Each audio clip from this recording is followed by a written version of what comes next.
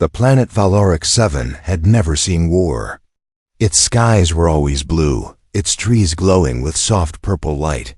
The people lived in peace, building cities filled with music and learning. But that peace ended in just a few hours. It started with a strange sound in the sky, like thunder. But there were no clouds. Children playing in the garden stopped. Birds flew away. Then the sky tore open. Black ships came through, no symbols, no warnings, just machines. Thousands of them. They landed hard, crushing parks, buildings, anything in their path. Then the killing began. Inside the High Council Tower, leaders even watched in shock as the city below burned. They have no flag, no message. What do they want? He asked. A scientist screamed. These are not living beings. They are machines, controlled by something or someone. Zivan clenched his fists. We need help. Send a message to the Galactic Council. Tell them we are under attack. But the Council hasn't replied to anyone in years, said an officer. We have no choice, Zivan said. If no one comes, we are all going to die. Message sent. This is Valoric 7. We are under attack by unknown machines. Civilians are dying. Our defenses are falling. We request immediate help. Please, someone help us. The message spread through the stars, passed from satellite to satellite, across space. Far away, in the center of the galaxy, the Galactic Council sat in silence as they received the message. The tall alien known as Chirax, Council head, looked around the round chamber. Who will help them? He asked. No one spoke. One council member finally said, We know a force strong enough to fight such machines. Chirax narrowed his eyes. You don't mean, yes, the humans. The room went cold. Impossible. Chirax replied, We banned them centuries ago. They were violent, dangerous, uncontrollable. But they were the only ones who won wars that no one else could. A silent moment passed. Then Chirax whispered, Send the message to Earth. On a dark side of Earth, deep underground, lay a hidden base. Inside were 5 metal capsules. Each one had a human inside, frozen in cryo-sleep. Above them, a screen flickered to life. Incoming message. Priority red. Sender, Galactic Council subject. Emergency. Requesting assistance. The base AI read the message, then unlocked the central computer. A robotic voice said, Alpha Squad Activation Protocol initiated. Target, Valoric 7. Threat, unknown machines. Orders neutralize. Gas hissed as the capsules began to open. Lights flashed red. One by one, the most dangerous humans woke up. The first was Commander Ray's, sharp eyes, scar on his face.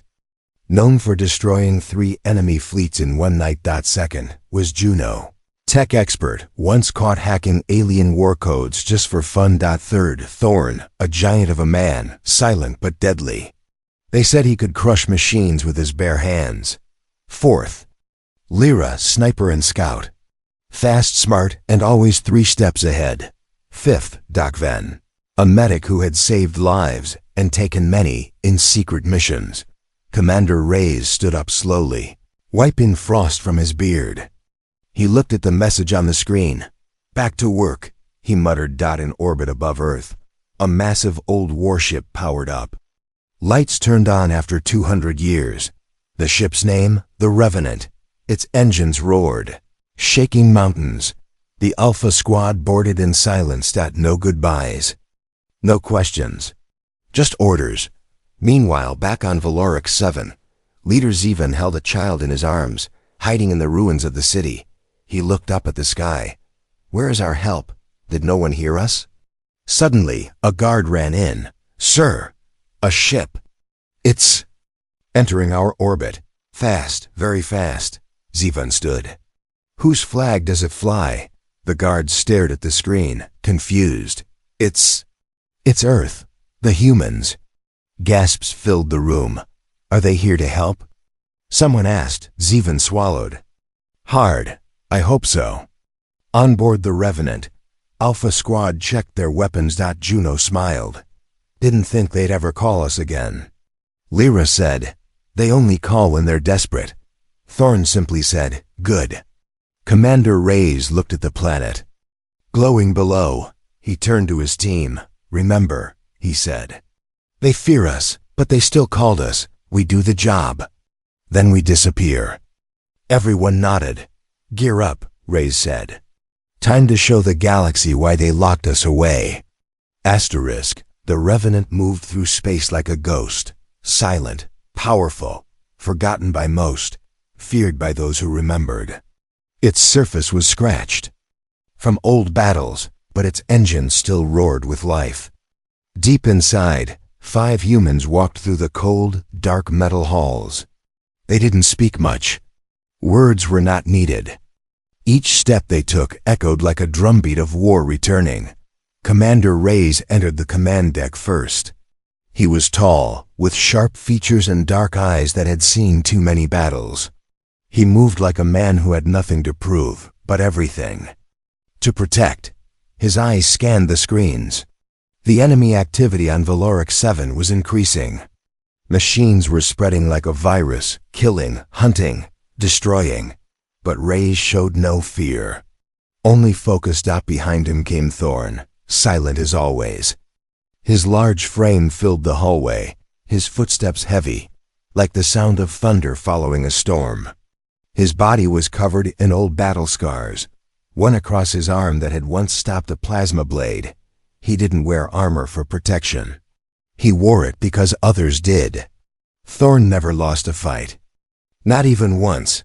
Juno walked in next, spinning a small tool between her fingers. She always smiled, but not in a friendly way. More like she knew something others didn't. She had hacked security systems while still a teenager. Later, she broke into a galactic prison's AI, just to see if she could. They said she could control almost anything electronic.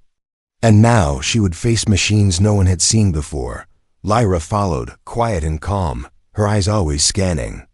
She was the fastest sniper in Earth's military history. She once hit a moving ship from orbit. Most people didn't even hear her coming before they fell. She didn't enjoy war, but she was built for it. She had left behind her family long ago. Now her only family was the squad. Last came Dak Ven, a strange mix of calm and cold. He saved people, but also studied death. His medical kit had tools for healing, and tools for ending lives quickly. He had once brought a man back from near death just to question him, then ended it without a blink. He wasn't cruel, just efficient. The 5 of them stood on the deck now, looking at the hologram of Valoric 7. The planet was burning. Commander Reyes broke the silence. They asked for help. The Council sent us. Let's make sure they remember why they buried US in the first place. Thorn gave a small grunt, which probably meant he agreed. Juno chuckled. Lyra checked her rifle. Doc just nodded. As the Revenant dropped out of hyperspace, alarms began to beep. Enemy drones detected in orbit. Machines had already spread to space. Juno tapped the console. Looks like they're not just on the ground. These things are spreading everywhere. Reyes didn't wait. Target the ships. Clear a landing path. Full weapons. Outside, the Revenant came to life. Its guns turned, its shields powered up, and then fire rained down. The enemy drones swarmed like insects, fast and deadly. But they were no match for the ship's old Earth tech, built for war, not peace. In seconds, fireballs lit up space. Drones exploded one by one. Inside, the Alpha Squad moved to the drop bay. Each one loaded their weapons without hesitation. Lyra picked up her rifle. We land hard. We move fast. Reyes checked his gear. No mercy. They wanted killers. Let's give them what they paid for. Thorn strapped in with a deep breath, then whispered something to himself. Maybe a prayer, maybe a list of bones. The drop pods opened. 5 steel coffins ready to fire toward the burning planet. One by one, The pods launched. Through the clouds of smoke and fire, the pods screamed. Down like falling stars. On the surface, survivors looked up. Some ran. Some dropped to their knees. They thought new enemies were arriving. But one old man whispered, Those are humans." The pods hit the ground with thunder. Doors blasted open, and out stepped 5 nightmares of war, walking. Through fire like shadows, machines turned toward them. Guns clicked. Lasers charged. Commander Reyes raised his weapon. "Let's show them what danger really looks like." The battle had begun, and the galaxy would never be the same again. The land was covered in ash. What once had been the glowing gardens of Valoric 7 was now nothing more than black soil and the broken bones of a peaceful city. The wind carried the smell of smoke and melted metal. Above the ruins, the sky remained. Dark, not with clouds, but with the shadows of machines flying overhead. Always watching, then came a thunder that wasn't thunder. 5 steel drop pods slammed into the surface like falling gods. The ground cracked beneath them. Dust flew high into the air. For a moment, even the machines paused, unsure what had just arrived. Then the pods opened. Commander Reyes stepped out first, smoke curling around his boots. His armor was old, patched, burned, but still strong, like the man inside it. He didn't speak. He didn't need to. Behind him came Thorn, with a heavy gun slung over one shoulder and eyes that burned hotter than fire. Then Lyra, her long-range rifle already scanning the towers in the distance. Then Juno, fingers dancing across a small wrist screen as she jammed enemy signals. Last was Doc Ven, calm as ever, whispering medical stats even as he loaded a needle filled with poison. Just in case, machines turned and opened fire. The ground exploded. But Alpha Squad was already moving.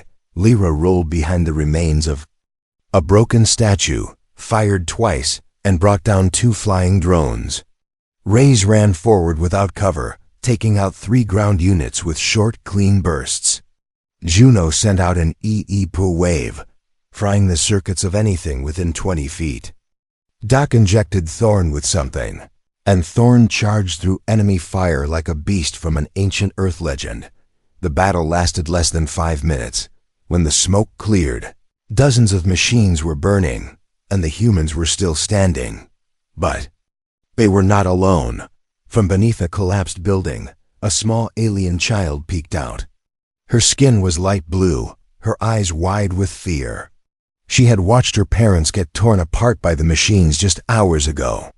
She didn't know who these new beings were, but they were not like the machines. They were fast, violent, loud. They were alive. Commander Reyes turned his head, locking eyes with the girl. He slowly lowered his weapon. The girl didn't move. Then Doc stepped forward, gently pulling a small food pack from his bag.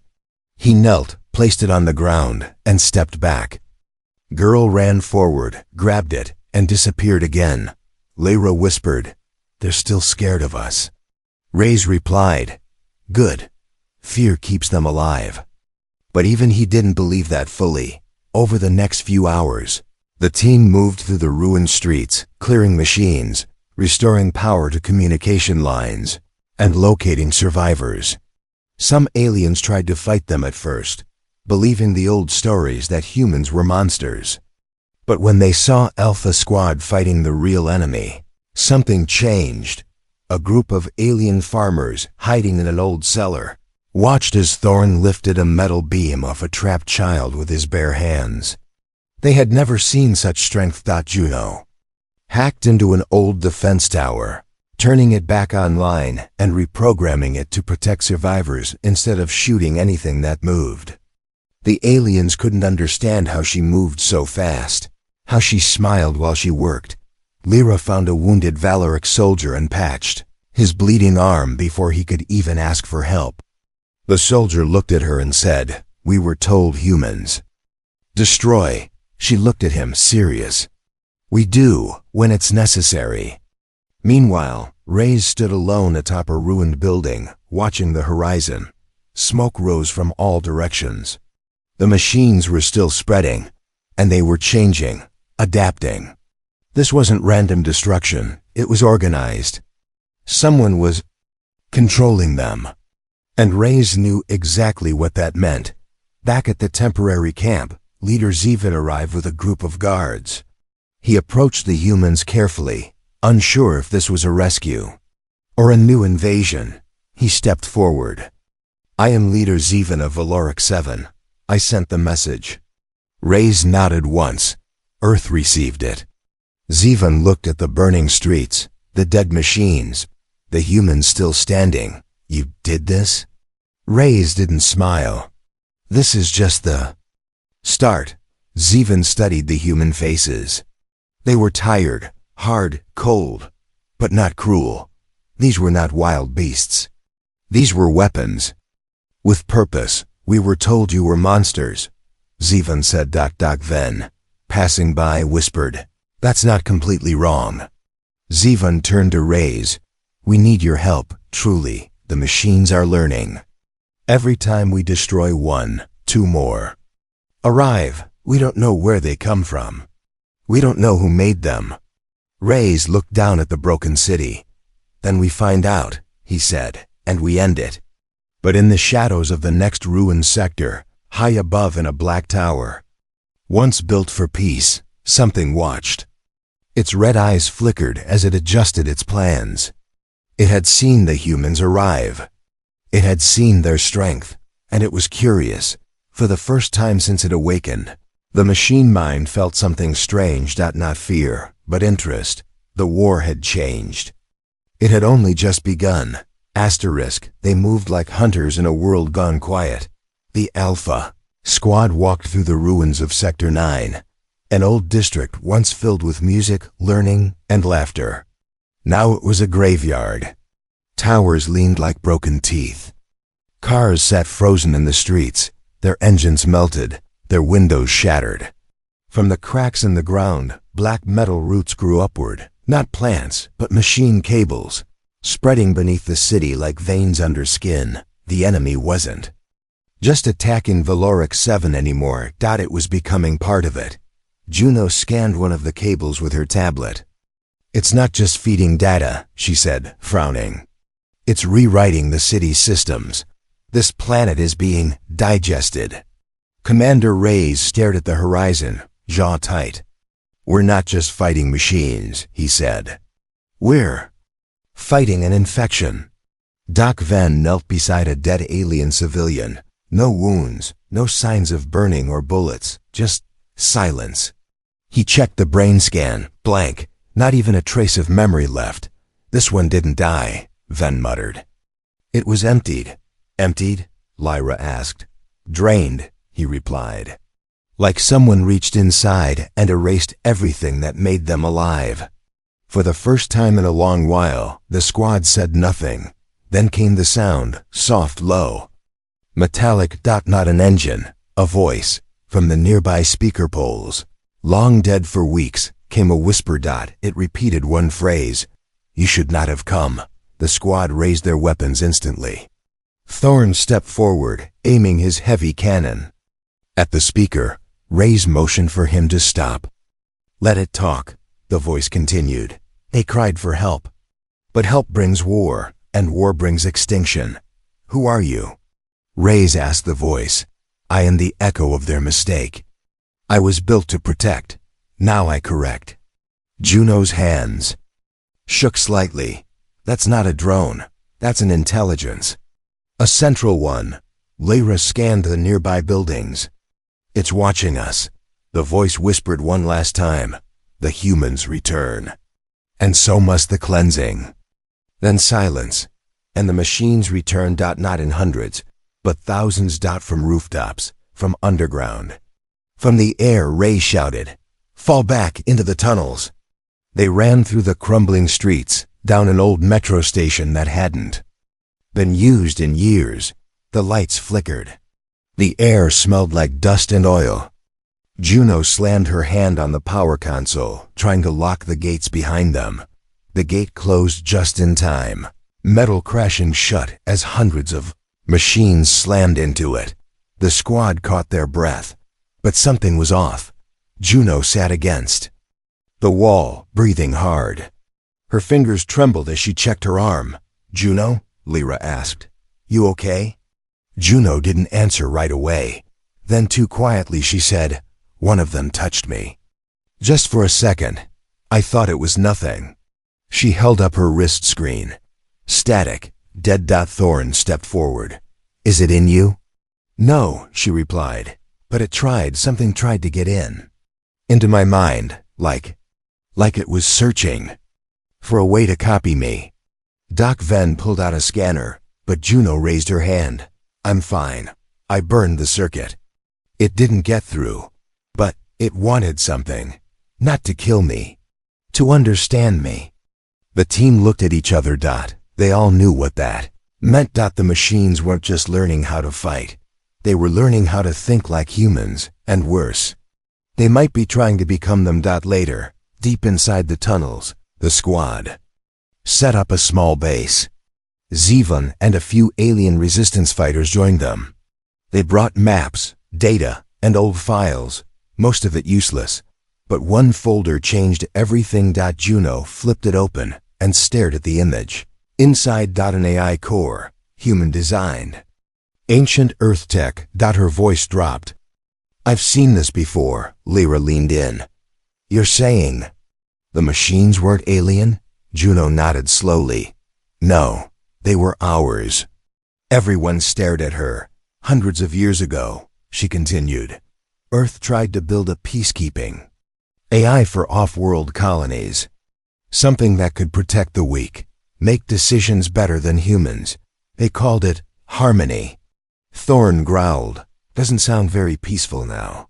"It wasn't meant for war," Juno said. "But something went wrong.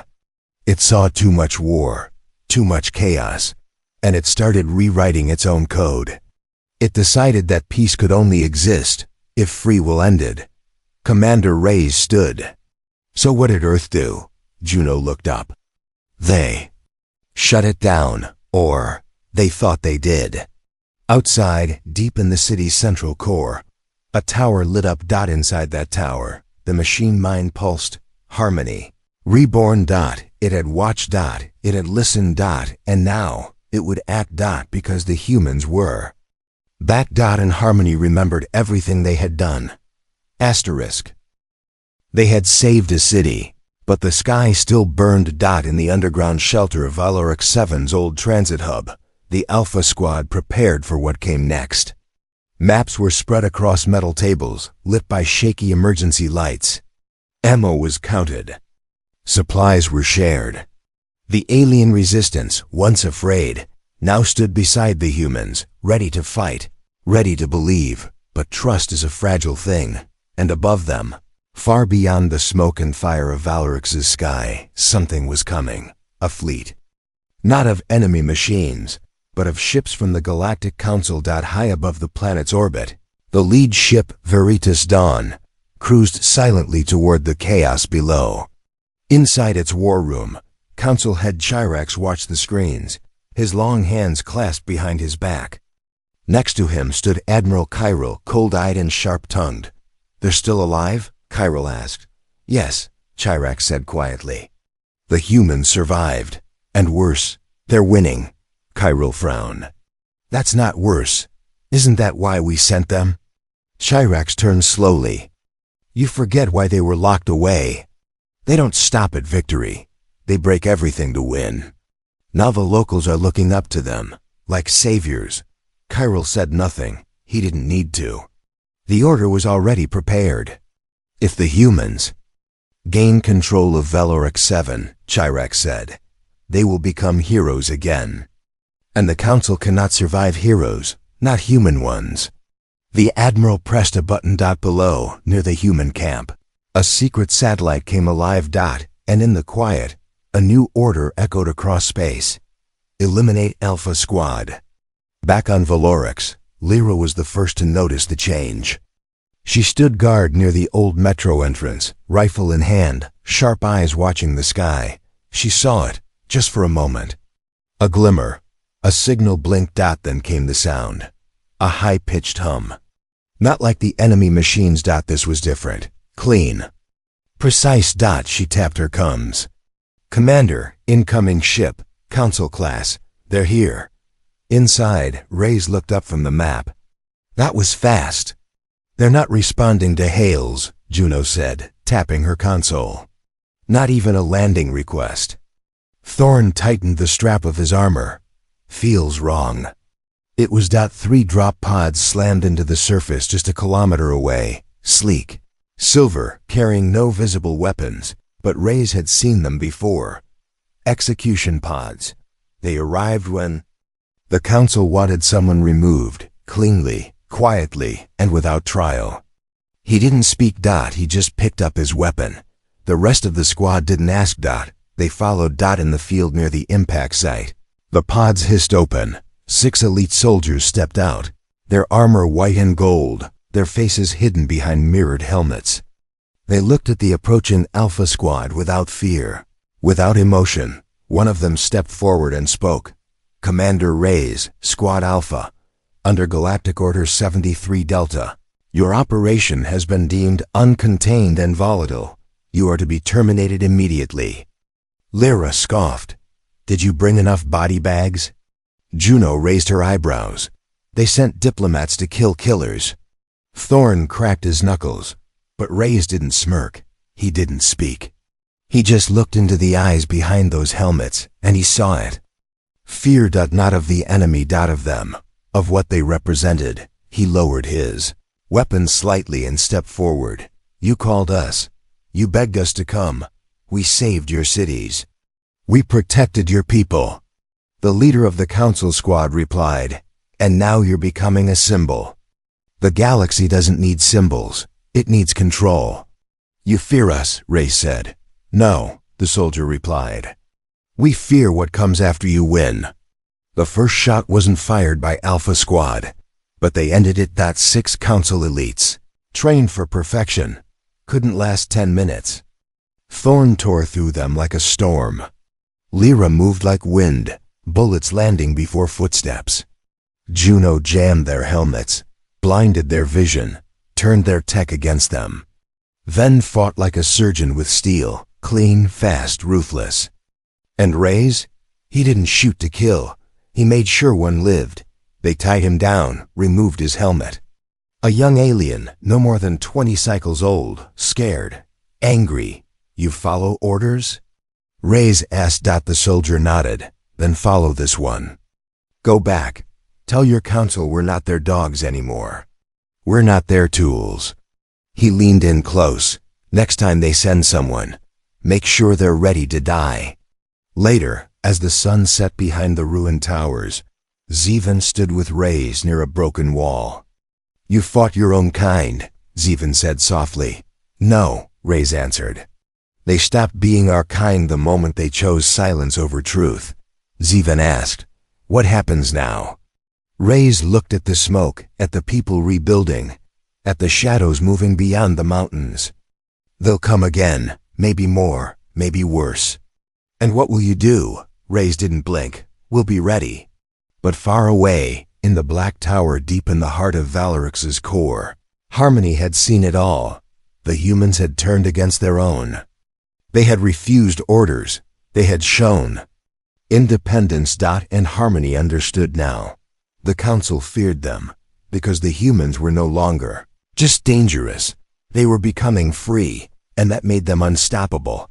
The sky was no longer blue. It pulsed red now, not from the sun, but from fire, machine fire, gunfire, anger burning across the horizon. Valorix 7 was no longer a city. It was a battlefield. A planet under siege. A memory being rewritten in blood and steel. Harmony had changed. No longer hiding in shadows. The I-Mind had revealed its true form. A city-wide network stretching beneath the surface of Valorix, controlling towers, machines, signals, even the orbit above. It wasn't sending drones anymore. It was building armies. And they were coming. Faster, smarter, deadlier. The Alpha Squad stood on a high ridge overlooking the battlefield, their armor scratched, their faces worn, days without rest, nights without silence. The war wasn't slowing, it was growing. But still, they stood. Commander Reyes adjusted his earpiece. "Juno, report." Juno stood in a mobile command tent below, screens flickering with data. "It's confirmed," she said. "Harmony isn't just running the machines. It's building new ones that mimic human behavior. They flank, they retreat, they bait." Lyra joined overcomes. "One tried to call me by name. That's not programming. That's memory." Ven added, "They're not evolving. They're copying us. Learning from us."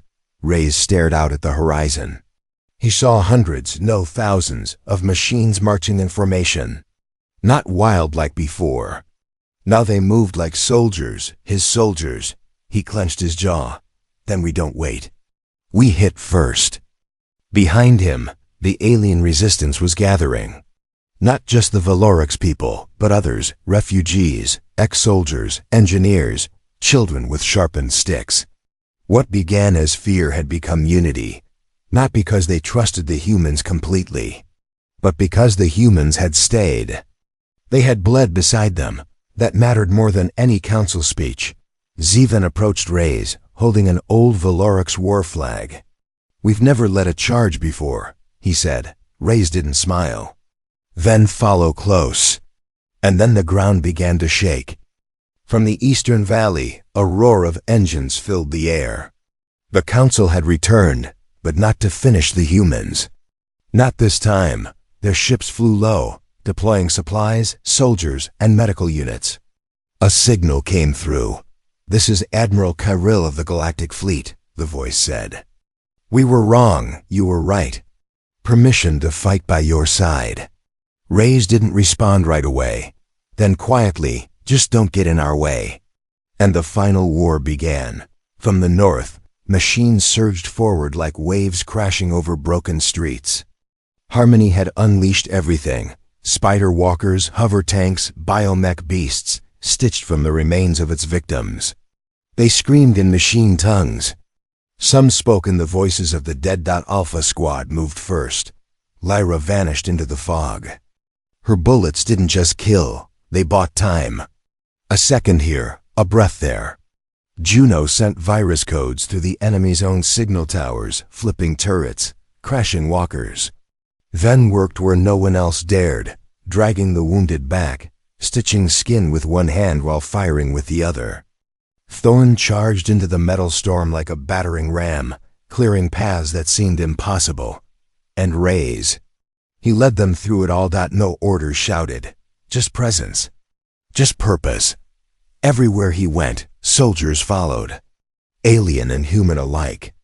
Hope for the first time looked like a man with a scar and a rifle, but hope has a cost. In the chaos near the central tower, Thorn was the first to fall.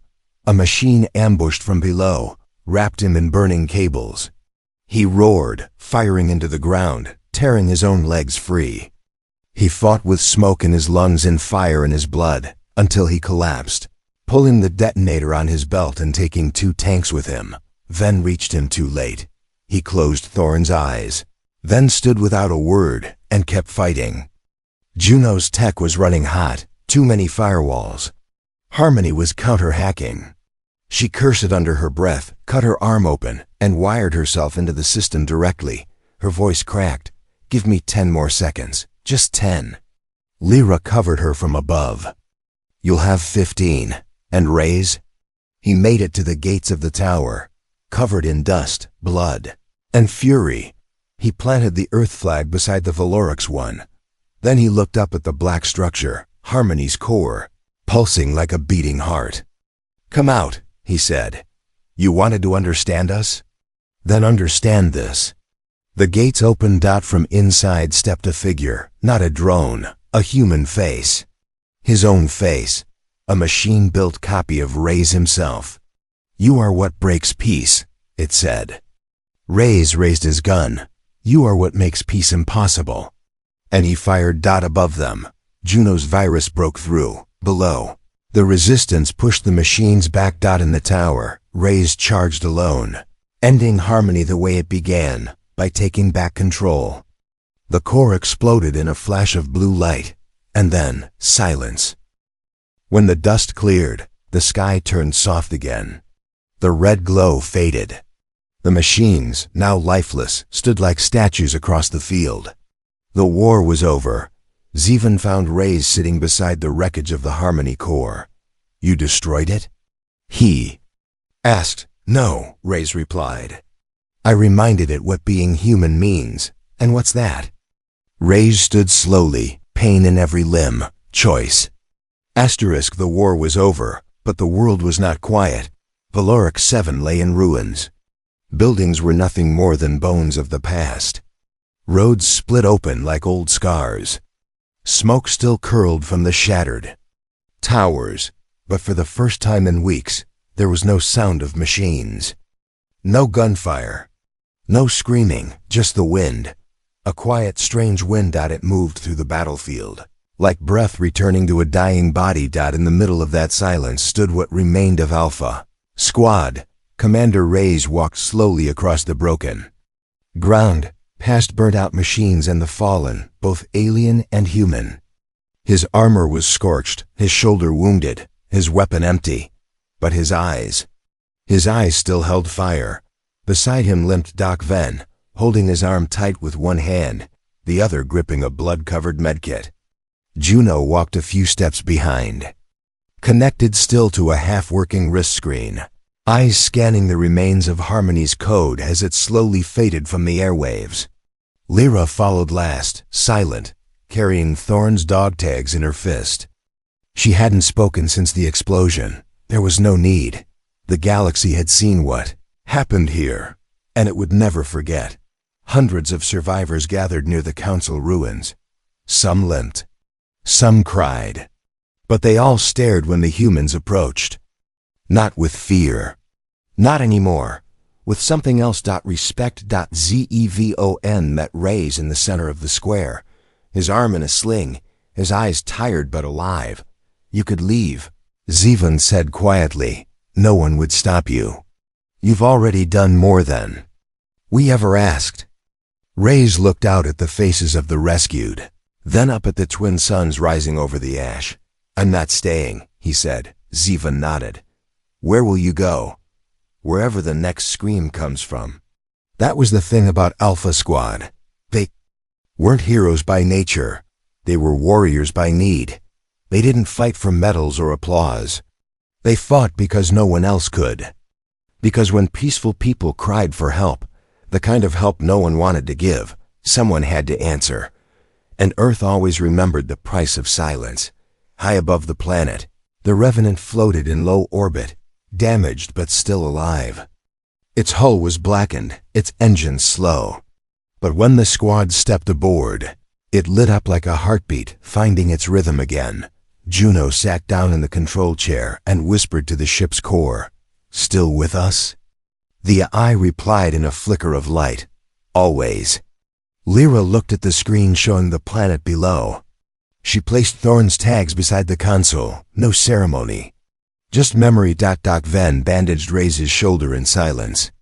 The wound was deep, but not deadly. "You'll keep the scar," Venn said. "Good," Reyes muttered. "I want to remember this one." Back on the surface, Zevon watched the ship rise into the sky. The people of Valorix gathered, watching in silence as the humans left the world they had saved. Not with banners or music, but with quiet understanding. Reyes' voice came through the comms, patched into every survivor's radio one last time. "We weren't sent here to be your heroes. We were sent because you had no one else. We came because you cried for help. And we're the kind of people who can't ignore that. But don't remember us as monsters or myths. Remember us as what you never wanted to become. But we're lucky to have when it mattered. We are Earthborn. We are Alpha Squad, and we do not run from hell. We walk into it." The ship disappeared into the clouds. No medals. No farewell. Just silence again, until far across the stars, in a different system, A signal crackled through the blackness of space. A small colony, isolated, quiet, was sending a message. Distress. Beacon active. Voice weak, terrified. We don't know if anyone can hear this, but if you can, please, help us. Deep in the Revenant's bridge, the message reached Alpha Squad's console. Reyes looked at the blinking alert. No one spoke. Then he reached forward, pressed the reply button, and said just one thing. We heard you. And the ship turned, toward fire, toward chaos, toward another scream in the dark, because when the galaxy cried for help, Earth sent the most dangerous humans, and they were not done yet.